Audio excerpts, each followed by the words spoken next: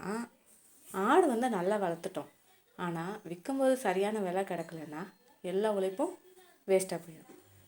வணக்கம் நண்பர்களே. ஆடு வளர்ப்பில் லாபம் வரணும்னா முக்கியமான விஷயம் ஆட்டுக்கு வந்து சரியான விலை நிர்ணயம் வந்து செய்கிறது தான். பல பேர் என்ன பண்ணுறாங்கன்னா, சந்தைக்கு கொண்டு போய் புரோக்கர் சொல்கிற விலைக்கு கொடுத்துட்டு வராங்க. அவங்க என்ன சொல்கிறாங்களோ அதை கொடுத்துட்டு வந்துடுறாங்க. ஆனால் நம்ம வளர்த்து என்ன பிரயோஜனம் இருக்குது? ஓகேங்களா? அதுக்கப்புறம் தான் தெரியும், அடடா நம்ம ஆட்டுக்கு வந்து இன்னும் அதிக விலை கிடைக்கும்ல அப்படின்னு. இந்த வீடியோவில் நம்ம இன்றைக்கி என்ன பார்க்க போகிறோன்னா, ஆட்டுக்கு வந்து விலை எப்படி வந்து கணக்கிடுவது, எடை பார்த்து விலை வைக்கணுமா, இனத்தை வச்சு விலை மாறுமா, குட்டி போட்ட ஆடு விலை வந்து எப்படி இருக்கும், பண்டிகை காலத்தில் அதோட விலை வந்து எவ்வளோ இருக்கும், வியாபாரிகள் இல்லாமல் எப்படி வந்து நம்ம ஆடுகளை விற்கிறது, அதிக லாபத்தில் விற்கிற டிப்ஸை தான் இந்த வீடியோ ஃபுல்லாக பார்க்க போகிறோம். முழுசாக பாருங்கள். இது வந்து ஆடு வளர்ப்பவங்களுக்கு கண்டிப்பாக உதவும். ஏன் வந்து சரியான விலை நிர்ணயம் வந்து முக்கியம் அப்படின்னா, ஆடு வளர்ப்பில் 2 விஷயம்தான் முக்கியம். ஒன்று பராமரிப்பு, இன்னொன்று வந்து சரியான விற்பனை. நீங்கள் ஒரு ஆட்டை வந்து 8 மாதம் வளர்த்துருக்கலாம். தீவனம், மருந்து, உழைப்பு எல்லாம் சேர்த்து நல்ல செலவு இருக்கும். ஆனால் விற்கும்போது தவறான விலை வைத்திங்கன்னா லாபம் வந்து குறையிறதுக்கு வாய்ப்பு இருக்குது. சில நேரம் நஷ்டமும் வரும், மனசு உடையிறதுக்கான வாய்ப்பு இருக்குது. அதனால தான் ஆட்டின் உண்மையான மதிப்பு வந்து தெரிஞ்சுக்கணும். ஆட்டோட எடை முக்கியமா? ஆமாங்க. ஆட்டோட விலையை தீர்மானிக்க வந்து முதல் விஷயம் என்னென்னா உடல் எடை தான். சந்தையில் பெரும்பாலும் பார்த்திங்கன்னா அதோட வெயிட்டு அடிப்படையில் தான் கணக்குறாங்க, அல்லது கண்ணளவில் விலை சொல்லுவாங்க. ஆனால் கண்ணளவில் சொல்கிறது வந்து ரொம்ப ஆபத்தானது. எடை பார்த்து விற்றா தான் நியாயமான விலை கிடைக்கும். எப்படி வந்து எடை பார்க்கலாம்? ஃபஸ்ட்டு மெத்தட் என்னென்னா, வெயிட் மிஷினில் வந்து பார்க்கலாம். இது வந்து மிகவும் சரியான முறை அப்படின்னு கூட சொல்லலாம். ஒரு எக்ஸாம்பிளுக்கு, ஒரு ஆடு வந்து 35 கிலோன்னு வச்சுக்கோங்க. 1 கிலோ ரேட் வந்து நம்ம ஒரு 650 ரூபா வச்சுருக்கோம் அப்படின்னா 35 × 650 எவ்வளோ இருக்கும்? 22,750. இதுதான் அப்ராக்சிமேட்டாக மார்க்கெட்டோட விலை அப்படின்னு கூட சொல்லலாம். 2வது மெத்தட் என்ன தெரியுமா? Tape method. அதாவது இந்த வெயிட் மிஷின் இல்லை அப்படின்னா மெஷரிங் டேப் வந்து பயன்படுத்தலாம். அந்த மார்பு அளவு இருக்கும் பார்த்தீங்களா, அதை வந்து வச்சு அப்ராக்சிமேட்டாக வெயிட் போடுவாங்க சில பேர். அனுபவம் உள்ளவங்க என்ன செய்வாங்கன்னா, அவங்களுக்கு வந்து இதை பார்த்தோன்னே இந்த ஆடு வந்து இவ்வளோ தான் விலை இருக்கும், ரொம்ப வருஷமாக வளர்த்துருப்பாங்க. அவங்களுக்கு எங்கள் வீட்டிலலாம் பார்த்திங்கன்னா அவங்க இந்த ஆடை பார்த்தோம்னா இதுக்கு இவ்வளோ விலை அப்படின்னு சொல்லிட்டு அவங்க கரெக்டாக வச்சுருப்பாங்க. அதனால் அந்த மாதிரி நீங்கள் வந்து நீங்கள் பிகினராக இருந்தீங்கன்னா அந்த மாதிரி நீங்கள் வந்து ப்ராசஸ் பண்ணிக்கோங்க. எந்த இன ஆடுக்கு வந்து அதிக விலை? எல்லா ஆடுகளுக்கும் ஒரே விலை வந்து கிடையாது. இனம் தான் முக்கியம். கன்னி ஆடு பார்த்திங்கன்னா நல்ல உடலமைப்பு இருக்கும், நோய் எதிர்ப்பு சக்தி அதிகமாக இருக்கும், நல்ல சந்தை மதிப்பும் இருக்கும். போயர் கிராஸ் இது வந்து வேகமாக எடை வந்து கூடும். ஓகேங்களா? இறைச்சி அதிகமாக இருக்கும், விலையும் அதிகம்தான். சேலம் கருப்பாடுகள் இது வந்து தமிழ்நாடு மார்க்கெட்டில் வந்து ரொம்ப ரொம்ப டிமாண்டான ஒன்று. ஏன்னா நிறைய பேர் கோயிலுக்கு வந்து கருப்பாடுகள் வந்து வாங்குறதுக்கு வாய்ப்பு இருக்குது. எங்கள் ஏரியாலாம் சில நேரம் கிடைக்கும், சில நேரம் கருப்பாடு எல்லோரும் தேடிக்கிட்டு அலைவாங்க. அந்த மாதிரி கருப்பாடுகள் வந்து முக்கியம். ஜமுனாபுரி ஆடு இது வந்து பெரிய உடல் இருக்கும், ஃப்ரீடிங்க்கும் நல்ல விலை வந்து இருக்கும்.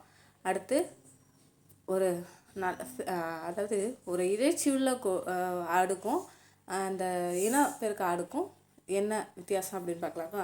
இனப்பெருக்க ஆடு அப்படின்னு பார்த்திங்கன்னா நல்லா குட்டி போட வந்து நல்ல ஒரு ஆடுன்னு கூட சொல்லலாம், அதிக விலைக்கு வந்து போகும்.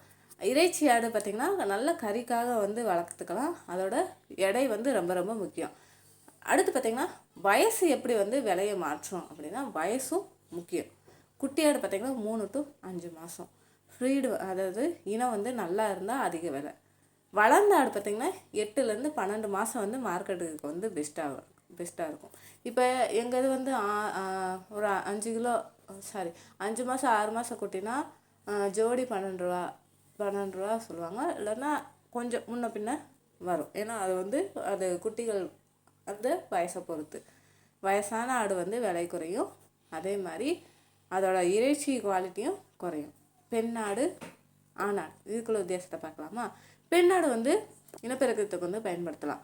குட்டி வந்து நல்ல ஒரு குட்டி, ஆரோக்கியமான குட்டினா நல்ல விலை அதிகம் போகும். ஆணாடு பார்த்திங்கன்னா அது கிடாய்கள்.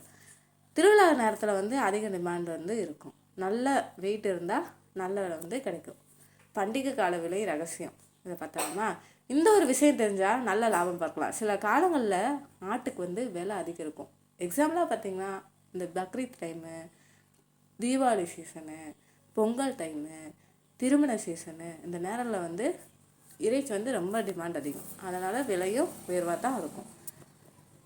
இங்கெல்லாம் பார்த்திங்கன்னா இப்போ இந்த வைகாசி மாதம்லாம் நிறைய கோயில் பொங்கல்லாம் வரும் சவுத் சைடெலாம். அப்போ வந்து விலை அதிகமாக விற்கிறதுக்கு வாய்ப்பு இருக்குது.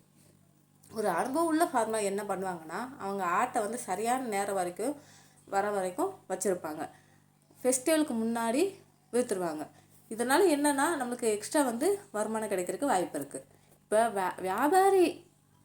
வியாபாரி வந்து நம்மளை ஏமாற்றாமல் இருப்பது எப்படின்னா, இப்போ பல ஃபார்மர்ஸ் சந்திக்கிற பிரச்சனை வந்து இதுதான். புரோக்கர் என்ன சொல்லுவாங்கன்னா, இந்த ஆடு வந்து அதிக இடம் இல்லை, சந்தை வந்து ரொம்ப டவுனாக இருக்கும், யாரும் வாங்க மாட்டாங்க அப்படி சொல்லி குறைவான விலைக்கு வந்து பேசுவாங்க. ஆனால் நம்மகிட்ட வந்து குறைவாக வாங்கிட்டு அவங்க போய் ஒரு லாபம் வச்சு விற்றுட்டு போயிடுவாங்க. அப்போ யாருக்கு லாபம்? வளர்த்தவங்களுக்கு லாபமா, வாங்கினவங்களுக்கு லாபமா? நிலம் வச்சிருக்கவனோட அது வேலை பார்க்க வராங்க பார்த்தீங்களா, அவங்களுக்கு தான் சம்பளம் அதிகங்க. இப்போ ஒரு ஆளுக்கே 350 ரூபா 400 ரூபா சம்பளம் கேட்குறாங்க. எப்படி கொடுக்குறது? நீங்களும் யோசிச்சு பாருங்கள். அந்த மாதிரி தான் ஆடு விற்கிறவங்க நிலைமை ஆகிப்போச்சு. இதை தவிர்க்க என்ன செய்யணும் அப்படின்னா, மார்க்கெட் ரேஞ்ச் வந்து தெரிஞ்சுக்கணும். தினமும் மார்க்கெட் அந்த சந்தை விலையை வந்து நீங்கள் வந்து பார்த்துக்கணும்.